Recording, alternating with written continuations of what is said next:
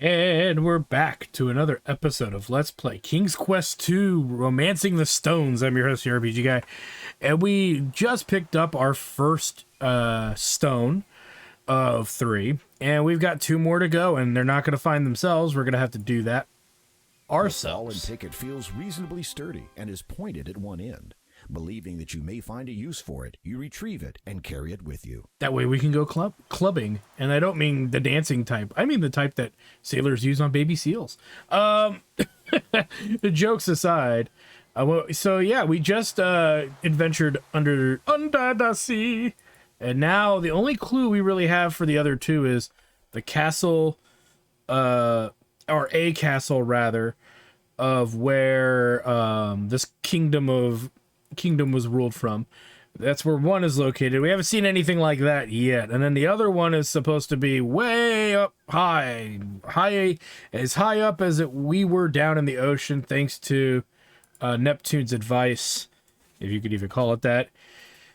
His green nipples distracted me in a weird way. They were so disturbing and yet so confusing. I wonder if he ever comes to the surface. Dude, never mind. You know what? I just don't want to know. I don't need to know.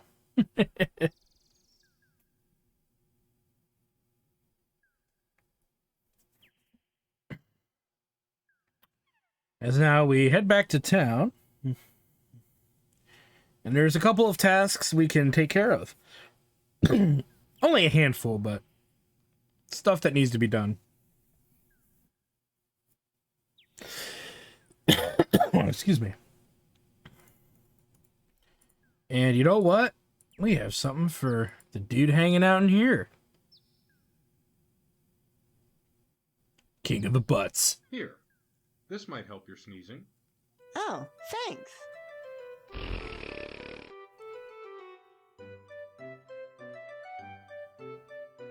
Here, you can have this back now. Oh, God.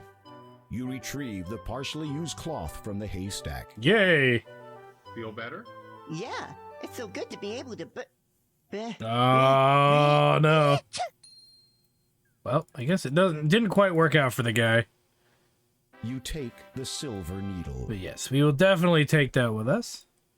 And let's go ahead and head back into town. And we're going to head to our least favorite place, the Colima Library.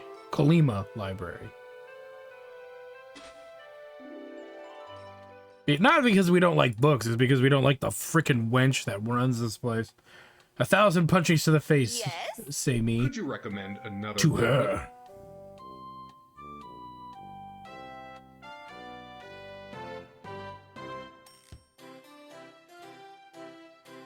There. Alright, let's take a look. This book is entitled Legends. Browsing through it, you notice an interesting excerpt. Legends. Daventry's first king, known to many as Legenomor, is as much of an enigma as history as he is woven into the fabric of legend itself. Though his passing occurred nearly 1,000 years ago, it remains somewhat unclear as to the manner of his death and what became of the power he wielded. Historians do know that Legenomor was a powerful magician, or a wizard, as he might be called nowadays. He is largely credited with bringing, along with his kind, magic and civility to Daventry and the surrounding world. According to legend, during what was arguably the bloodiest war Daventry has ever seen, Legenomor sought to commit his awesome power to the cosmos. It is believed that he blamed himself for the extent of the Grand War, in particular the magic that had been used to exacerbate the death toll. He therefore chose to render himself mortal, an action that would prove to be his last. However, legend would also suggest that his power may be attainable if only one were to perceive and understand how and when. This is evidenced by a parchment located just a few centuries ago and dated 30 years after the first king's death. If seeketh you the power of Legenomor, thou shalt be well appraised.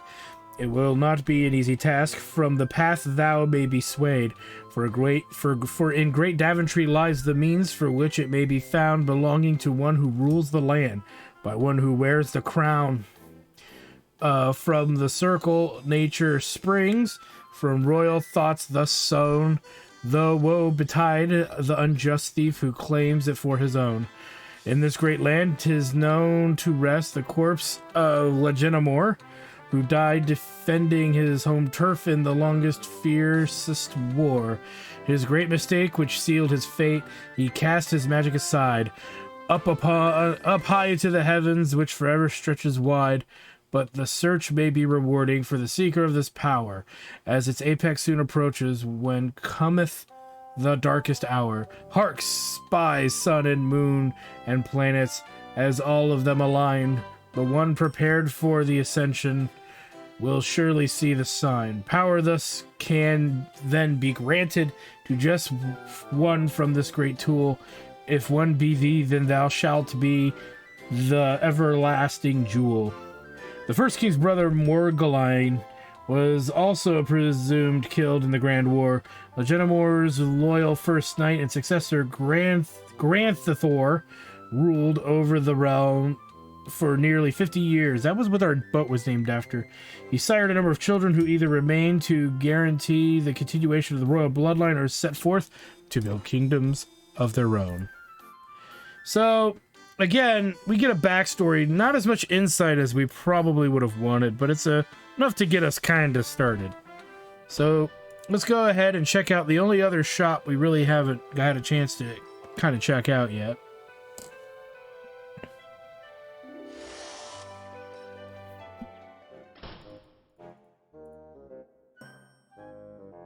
Good afternoon.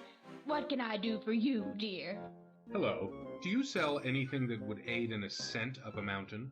Unfortunately, I do not sell climbing equipment, or anything of that sort. This is really a specialist store. Oh. However, I do have an item which you might find useful. This lamp is said to contain a genie. Never tried it myself, of course. I do not believe in using magic to solve my problems. Nature has made us as we are, and we should be glad of that. Uh-huh. How much for the lamp? The old lady hesitates. You sense she wants more from you than your money. You hope it is not anything that you will regret. Well, seeing as how you are a man who seems adept at taking care of himself, perhaps you could do a small favor for me? Somehow, you knew she was going to say that. I once owned a beautiful nightingale, quite rare around here, but the sentimental value far outweighs its monetary worth. That foul old witch Hagatha has stolen it from me, probably to use in some concoction or another. Her nose screws up in disgust. I farted, sorry. So, if you could be a sweetie and retrieve it for me, I will trade you. The lamp for the bird. Agreed? Well, I will see what I can do. Do be careful. If Hagatha should spot you out of her good eye, then you'll be in for it. Well, that sounds fucking dandy. All right, let's get out of here. So we actually now have to go deal with Hagatha Christie here.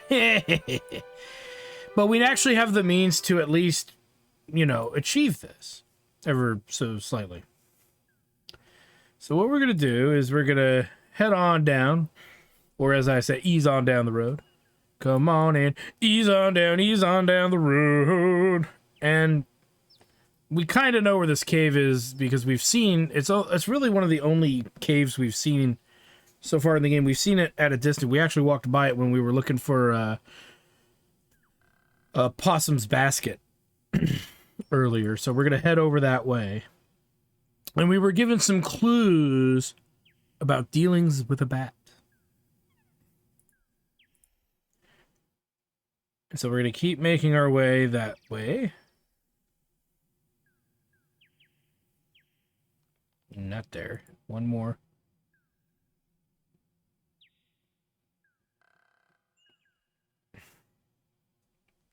Yeah, we're going to go ahead and head up this way.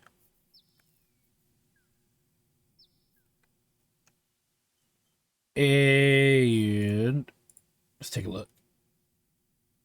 It is a human skull with a radiant blue stone wedged into its eye socket.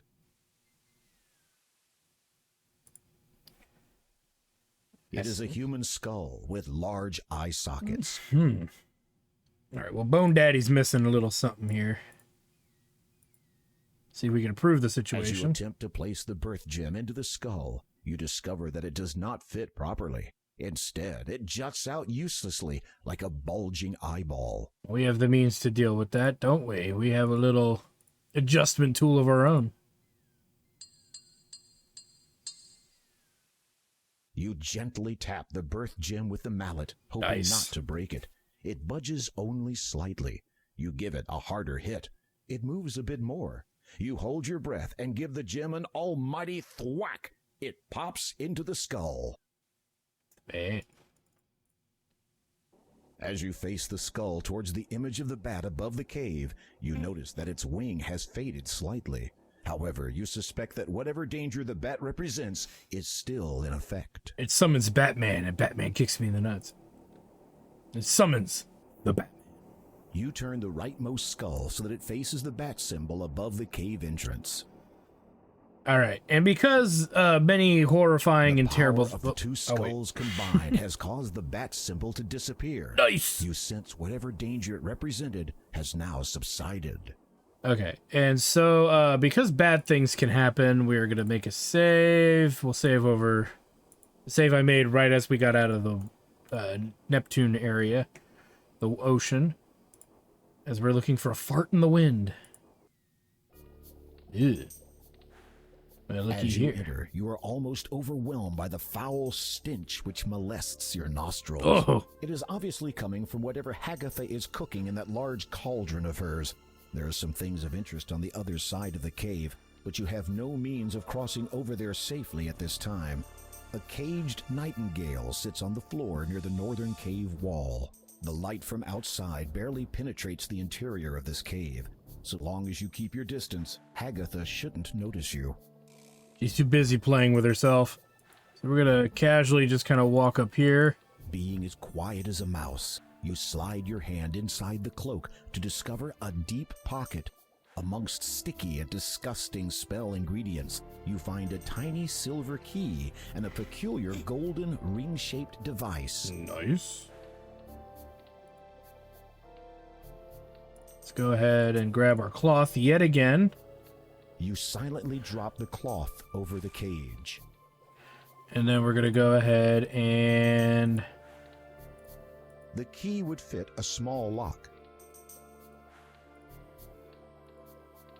You slide the silver key into the lock. It fits. You turn it silently, and the chain falls to the ground.